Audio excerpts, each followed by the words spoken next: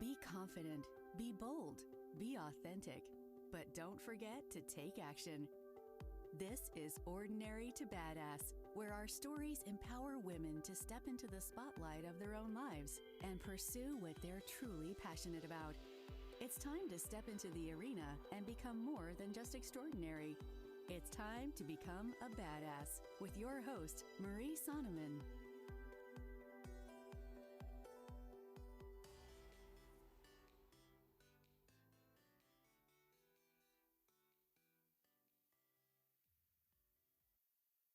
Welcome to Ordinary to Badass, episode number 228. In this episode, I'm going to share 3 reasons why Marie Alessi is so badass. Now, Marie talks all about loving life after loss. In the last episode, she lost the love of her life, her husband, when he was on a work trip to a brain aneurysm, and she had to raise 2 boys on her own. Like she said, I wasn't just a single parent, I was the sole parent because she was the only one left to raise them. Her story is so inspiring. You're not going to want to miss it. So go back, listen to the episode. But if you're short on time and want to get to the nitty gritty, listen to this 3 reasons why Marie Alessi is so badass. So much power, so much to learn here. Even if you haven't lost a loved one, chances are you know somebody who's lost a loved one, or she talks about different ways to love your life. And to me, it doesn't just have to be after loss.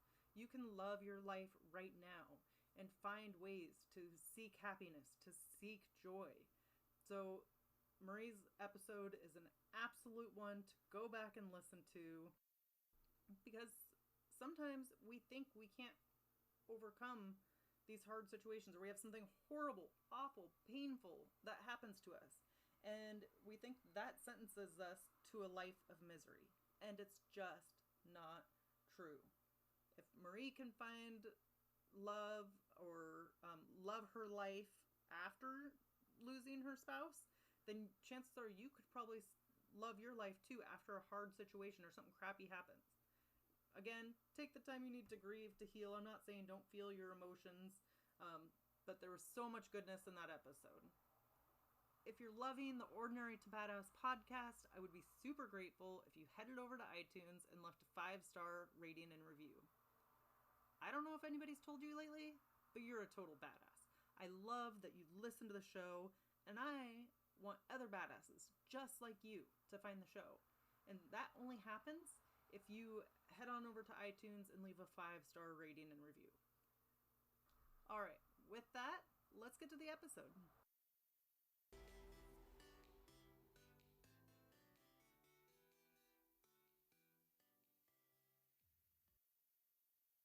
Welcome to Ordinary to Badass. Whether you're ordinary or badass, I am so glad you're here. Today, we're going to share 3 reasons why Marie Alessi is so badass. Now, if you missed last episode, it was so good. If you've ever lost a loved one, or you know a family member who's lost a loved one, it's super helpful. So definitely go back, give it a listen. But for now, let's talk about the 3 reasons why Marie Alessi is so badass. So Marie is badass because of the life she created for her children. 2 is for listening to the nudges. And 3 is for her focus. So let's get into it. The first reason Marie Alessi is so badass is because of the life she created for her children. And let me digress a second. If you hear noise in the background, I'm sorry. It's like still 90 some degrees here in Washington State where I'm at, and it's like 7 o'clock at night. And so I had to open the window, get a little air flowing because I didn't want the fan, figured that'd be too loud. So bear with me in this episode if you hear traffic going by or something like that. Really wanted to get this out because I know that last episode was so powerful. Okay. Back to the reasons Marie is badass. Marie Alessi is so badass because of the life she created for her children. Marie's husband died unexpectedly. He was on like a work trip and died of a brain aneurysm. This was like the love of her life. And she talked about how amazing it was when she met him and they had a happy family together. And then she gets this unexpected notice that he has passed away. Crushing, simply crushing. And so that happens. You have a choice to make. You can choose to be swallowed by the grief and let that drown everything else out, or you can choose to make purpose or make meaning out of it. And that's what she chose to do, is to make meaning out of her husband's death. And she's like, you know what? I am going to make this the happiest life for my kids. I want my kids to be as happy as possible. I don't want this to drag them down. Now, I want to make an important distinction here. It's important to feel your feelings. If you're feeling sad, if you're feeling grief, which in that situation you're probably going to be, it's okay to feel your feelings. It's okay to hide out for a week and just like bawl your stinking eyes out, right?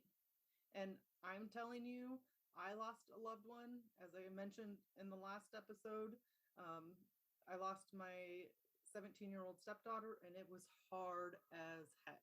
And it took me a long time to process that, to deal with that. And so I'm not by any means saying just be happy, just be Pollyanna-ish, get over the negative. Nope. And you know what? I know that's not what Maria was saying either, Marie Alessi, because she even said that. Like, this isn't a Pollyanna-ish point of view. I'm not just saying be happy about everything and ignore your feelings. No, that's not it. And even for trying to provide a happy life for her kids, she said, you know what? I listened.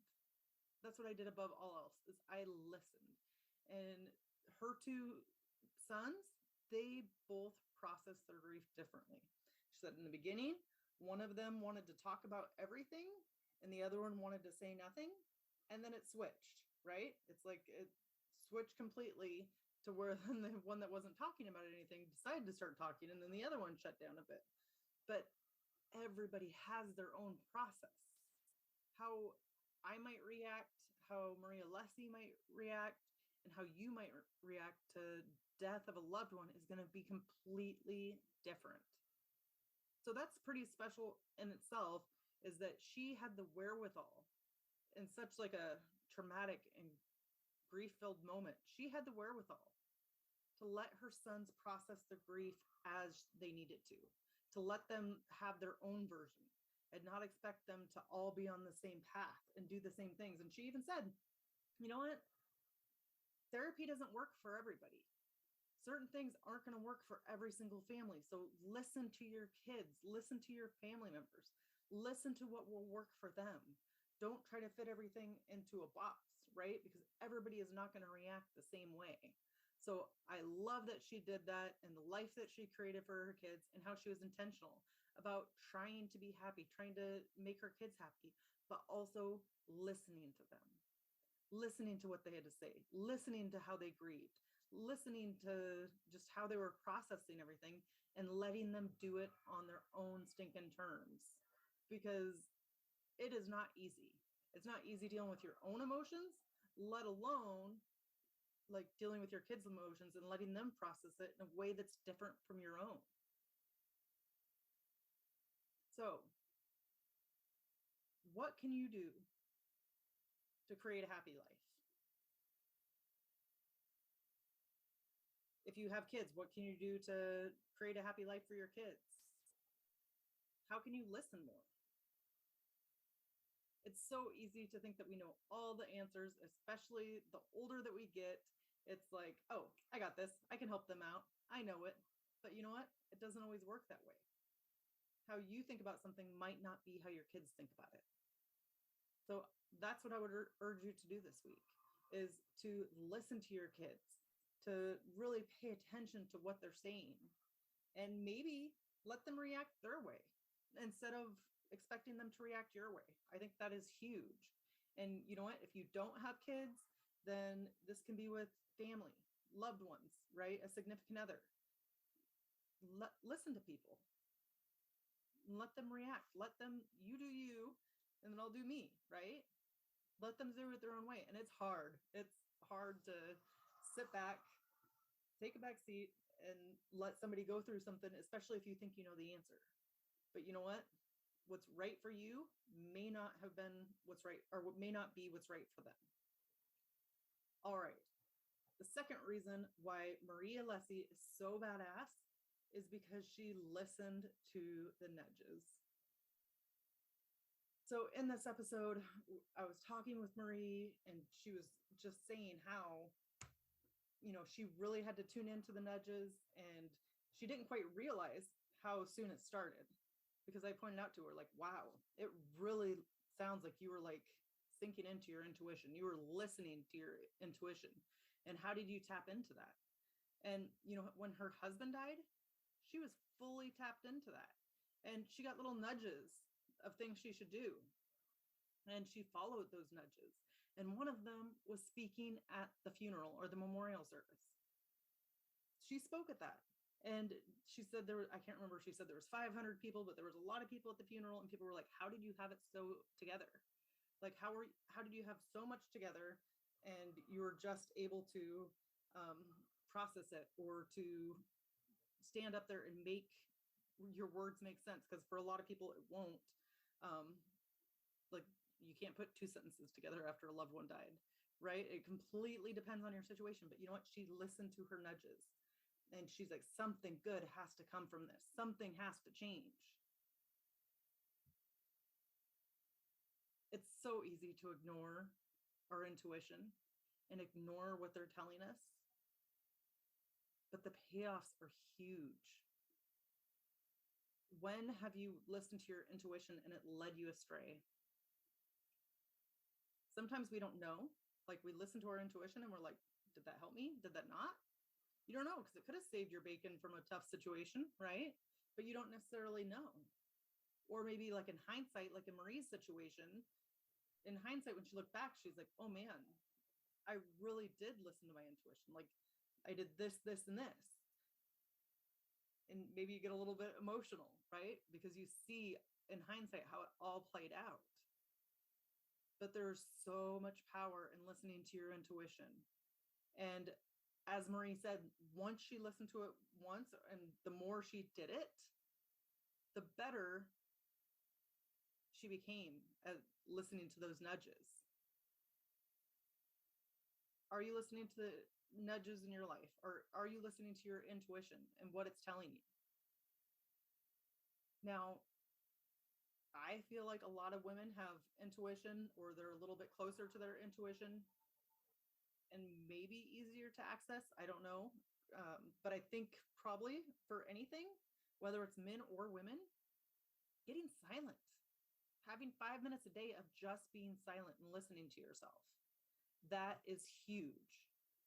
And that would be a big step. If you think that you don't have an intuition, or your intuition isn't ever telling you anything, okay, cool. That's fine. Well, start listening to yourself. Start getting quiet, because that's the time where you're going to start hearing more about your intuition. And then when you feel these, like a pull a certain direction, start listening to it. Because you know what? In the beginning, when her husband died, Marie didn't know that she'd have this whole company. She'd have a business surrounded by helping people grieve, helping people deal with death. But that probably came from listening to these nudges. So I'm going to encourage you, get some quiet time, get some alone time. If you can get just 5 minutes a day, or 5 minutes, 5 days a week, right? Just make some room so that you can hear yourself. All right. Third reason why Marie Alessi is so badass is because of her focus. Marie, I loved the different ways that she focused her energy. She just had a way of going all in. So one thing is, Marie focused on healing instead of focusing on grief, which is huge. I don't know. I'll tell you, when she kept saying, oh, I focused on healing instead of on grief, like, I was like, not possible. Because I know in my situation, like, it felt like grief swallowed me whole. So I don't know how I could have possibly focused on healing. But kudos to her for being able to do it. And then here's the other thing, is sometimes you can't do it in that first month, the first 6 months. But where you can, you start looking for openings. and you start looking for where you can heal. You start looking for happiness, start looking for joy. I think that we just think joy is supposed to find us, or once we hit the lotto or find the right partner, then all of a sudden, joy, voila. But that's not how it works. We really have to be intentional about healing. We have to be intentional about joy, especially if we want to see more of it in our daily lives. Other ways that Marie Alessi changed her focus, or that she focused her energy, that I absolutely love, is how she focused on joy. She's like, let's just focus on good things, on happy things. And so she said, pick a color. And she loved the color orange, and that made her happy, which I have to say, what a great choice. Orange is my favorite color too. So then she would look for orange for one whole day, see all the places that she could see orange in one day. And then the next day she would look for love and try to find out everything that she could find that would like symbolize love. She said you could pick anything, like a cat purring, right? Or children giggling, anybody laughing, happiness, and just look and see where you find love or symbols of love each and every day. Or pick one day, do love. Pick one day, do signs of your healing. Pick another day and just pick your favorite color or color that makes you happy. And then pick another day and like notice all the things that bring you joy. You can have different themes for each and every day, or maybe even for a week, and you focus on that one thing. And maybe, just maybe, that takes your mind off grief, even if it's just a little bit.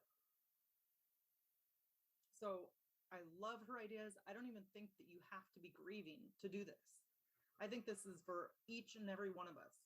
As badasses, we're always reflecting and improving ourselves and trying different things. So, hey, why not try that this week? Have a theme for the whole week, or pick different things each day to focus on, things that bring you happy, or bring you joy, bring you happy, that make you happy, or bring you joy. All right, quick recap. 3 reasons why Marie Alessi is so badass. 1, for the life that she created for her children. 2 is for listening to the nudges. And the 3rd reason why Marie Alessi is so badass is because of her focus. Now, if you like the episode, this episode, Marie Alessi's episode, then I would love it for you to head on over to Instagram and give a shout out to Marie. And I'm trying to think of her handle. Now it's going to take me a second, but head on over to Instagram, give her a shout out, and like take a screenshot of this podcast, throw it in your IG stories, and tag me at Ordinary to Badass. Tag Marie Alessi at Loving Life After Loss. And I think there's a period between each of those words, like loving period, life period, after period, loss. So tag the both of us. Let us know what a takeaway is. What is one thing that you are going to implement into your life? What is one thing that you learned? These are so important. It's so important for her to hear the impact that she's making on this world and how it affected you, how it helped you, how it changed you. What are you going to do different going forward? It's super important. She was vulnerable with us. So I would love, love, love if you shared with her. And if throwing it in your IG stories isn't your jam, then DM her on social media, right? DM her and let her know. Again, super important that we let other badasses know the impact that they are having on our lives. And with that, we'll end our show. Tell the badass women out there staying in the arena, wherever you are, whatever you're doing, own it and get after it.